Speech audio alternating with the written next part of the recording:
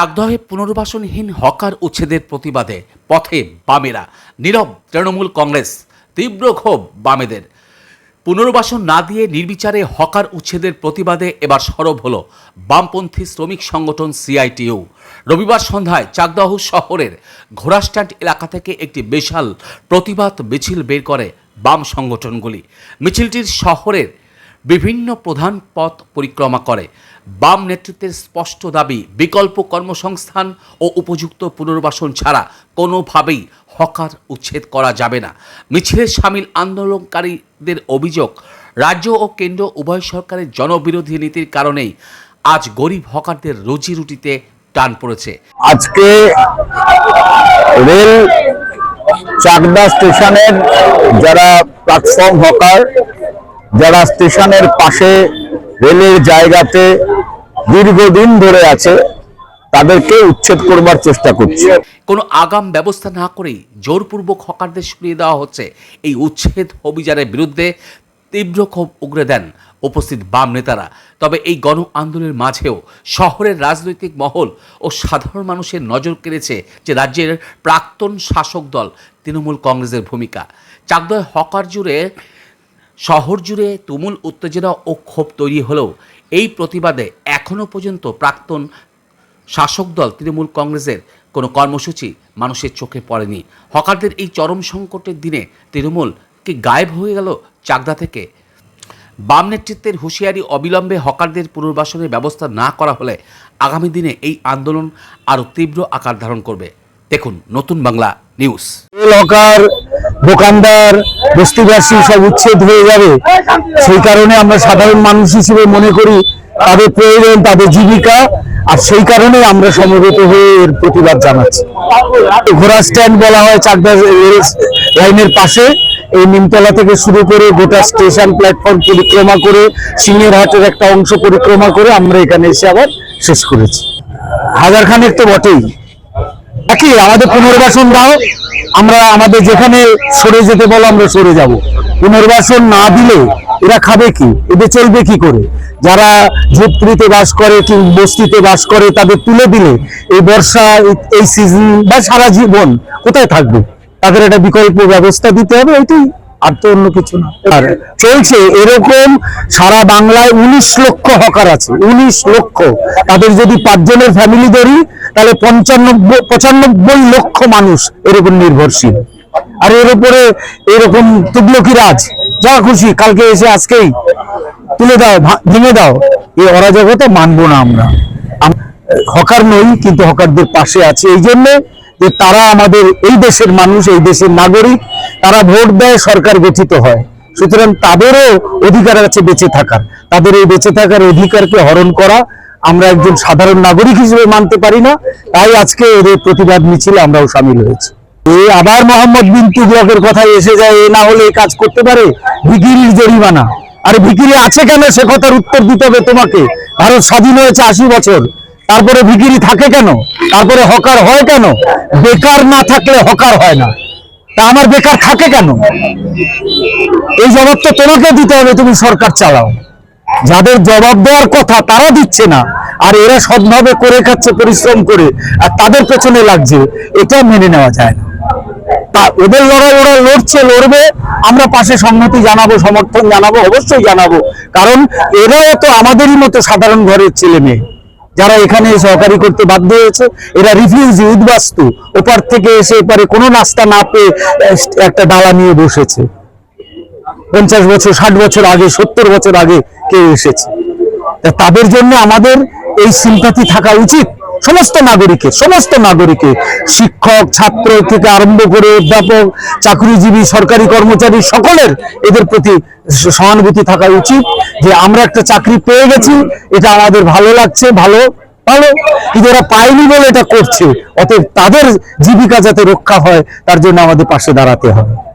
এরকম বলে মাথায় নেই চুল, বগলে বা মানে শ্যাম্পু, আরে খাওয়া জোটাতে পারে না লোকের, বেকারের কাজ দিতে পারে না, ও ডিজিটাল স্টেশন করে সাজাবে স্টেশন। আগে খাওয়ার ব্যবস্থা করো, আগে ওর চাকরির ব্যবস্থা করো, আগে 10খানা কারখানা স্থাপন করে এসো, তারপরে এসব করতে এসো। যার বাড়িতে ভাত জোটে না তার বাড়ি রং করাটা আগে টাকায় রং করবে না আগে ভাতের টাকায় কিনবে? গোপাল চন্দ্র।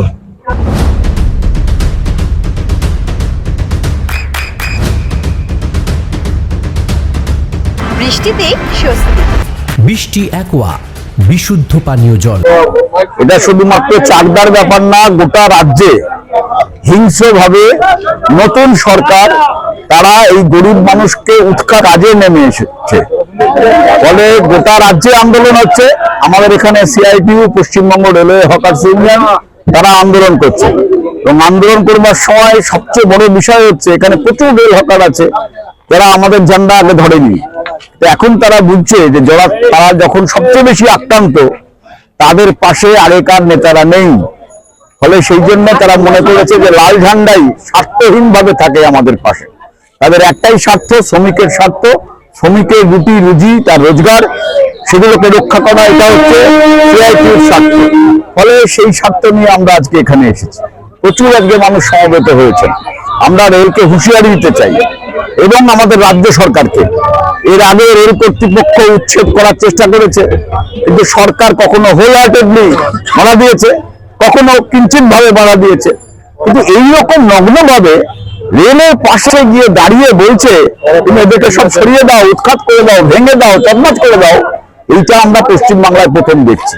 ফলে এই যে বুলডোজার সংস্কৃতি, আধিপত্যবাদের সংস্কৃতি, হিন্দুত্ববাদের সংস্কৃতি, এই সংস্কৃতিটা আসলে গরিব মানুষের পেটে লাথি মারা।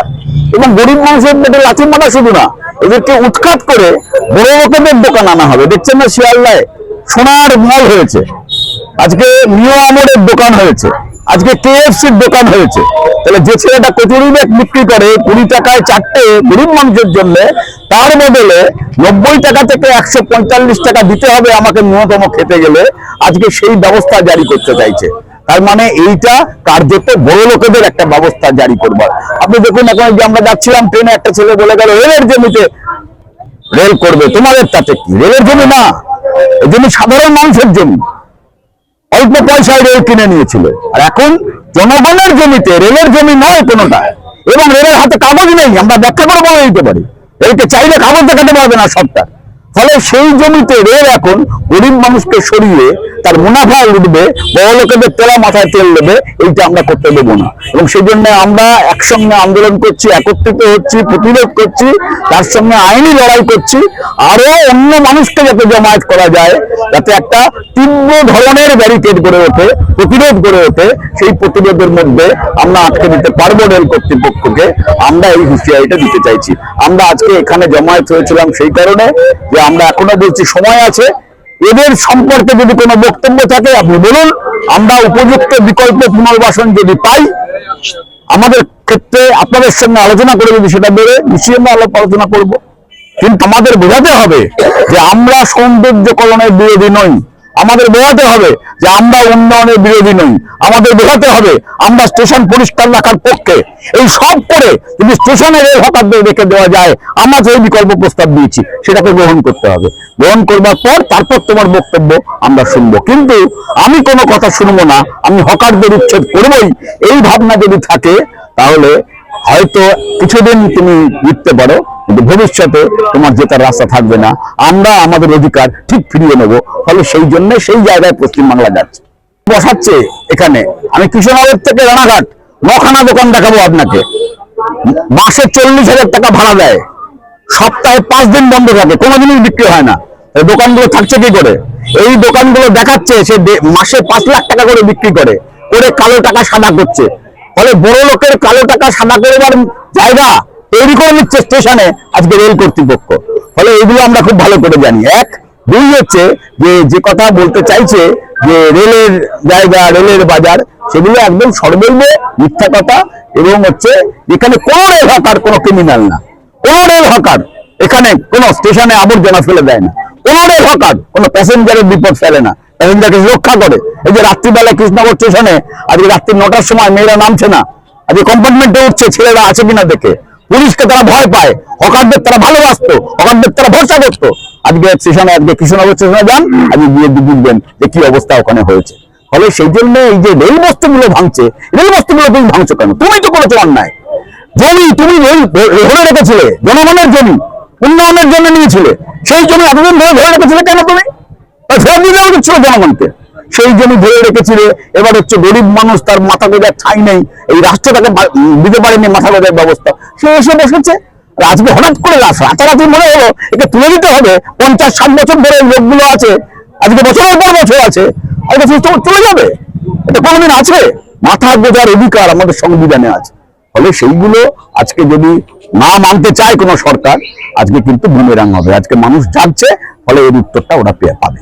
এমএলএ কে বোঝান, উনি বলছেন হকারের নাকি বিশাল বড় লোক। হ্যাঁ, তো ওকে বলুন এমএলএ শিপটা ছেড়ে দিয়ে চাকদা স্টেশনে একটা দোকান করতে, বা চাকদা স্টেশনে ঘুরে ঘুরে বেড়াতে। এই যে 5000 টাকা যে করেছে না, আজকে এই যে রেল হকার স্থায়ী, ওরা আজকে বিপদে বললো বলতে চাইছে। তারপরে ওরা স্টেশনের দিকে রানিং হকার, কম্পার্টমেন্টে বাদাম বিক্রি করে ইত্যাদি ইত্যাদি, এগুলোর উপর নজর পড়েছে। আজকে ভারতবর্ষে আমরা দেখিয়েছি যে পশ্চিম বাংলায় 8000 কোটি টাকার খাবার জিনিস ইত্যাদি ইত্যাদি বিক্রি করে এই হকারেরা। এই 8000 কোটি টাকার যে জিনিস, এই জিনিস বিক্রি করার যে বাজার, সেইটাকে আজকে আম্বানি আদানি এই দুটোরা নিতে চায়। সেই জন্য হকারদের সরাও, আর এরা নিজেরা এই জায়গায় বসতে চায়। এইটা হচ্ছে আসল কথা। সেই জন্য স্টেশনে ভিখারি থাকবে না, সেই জন্য 5000 টাকা ফাইন করবে রানিং হকারদের। একটা হকার ডেলি খুব জোর 100 টাকা ইনকাম করে, তাহলে 50 দিনের সে যা রোজগার করবে, একদিনে রেল পুলিশ সেটা ফাইনটা নিয়ে নেবে। ফলে সেজন্য আসলে সবাইকে তাড়িয়ে দিয়ে সব মাল একেবারে আম্বানি আদানির লোকেরা কিনবে, বিক্রি করবে, এই ব্যবস্থাটাই আনতে চাইছে। সেজন্য কোনো হকার রাখবে না, এই পরিকল্পনা করেছে, কিন্তু এটা কোনোদিন হবে না, এই চলবে। আমার নাম লোকেশ দাস, প্রাক্তন সাংসদ। আপনার সন্তানের উজ্জ্বল ভবিষ্যতের সঠিক দিশা জেআরএস পাবলিক স্কুল।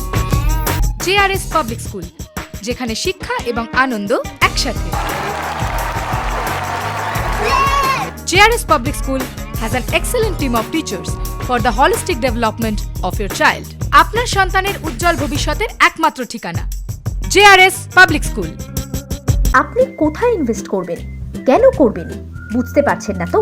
সঠিক গাইডলাইন পেতে আজই আসুন নদিয়ার চাকদাতে নিবেদিতা প্রাইভেট লিমিটেডে। Nivedita private limited, marketing and distribution service. Balcony বা সিঁড়ির রেলিং, মডিউলার কিচেন বা ড্রয়িং রুম, এক কথায় আপনার স্বপ্নের বাড়িকে করে তুলুন আরো সুন্দর। Chakdah ply centre, gorgeous look বা কোয়ালিটি সবে 3 number 1 Chakdah ply centre. Chakdah ply centre, KBM, Chakdah, Nadia. হোমওয়ার্কটা করেছো? হ্যাঁ স্যার। এ বাবা, ভুল করেছো কেন? চোখে কেমন ঝাপসা দেখছি, লিখতে আর পড়তে খুব সমস্যা হচ্ছে।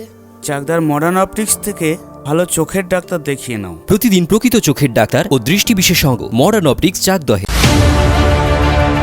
চাকদা অ্যালুমিনিয়াম সেন্টার, প্লাই, কাঁচ, laminates, kitchen fittings, door lock, window ও অ্যালুমিনিয়ামের খুচরো ও পাইকারি বিক্রেতা। Chakdah aluminium centre, Purbalalpur 50 number রেলগেটের পাশে, চাকদা, নদিয়া। নদিয়া জেলার সবথেকে বড় বিল্ডার্স চাকদার মা মনসা বিল্ডার্স, রড ও সিমেন্টের পাইকারি ও খুচরো বিক্রেতা। মা মনসা বিল্ডার্স, পদ্মবিলা, চাকদা, নদিয়া। রুম রে মাত্র 1500 টাকা থেকে স্টার, খাওয়া দাওয়া রিজনেবল প্রাইস। নদিয়ার একমাত্র 3 স্টার ক্যাটাগরি হোটেল এনবি সোনার বাংলা হোটেল, কল্যাণী এইমসের ঠিক উল্টো দিকে, কল্যাণী, নদিয়া। নদিয়ার একমাত্র অথরাইজড ডিস্ট্রিবিউটর ঘোষ কমিউনিকেশন, থানার মোড়, চাকদা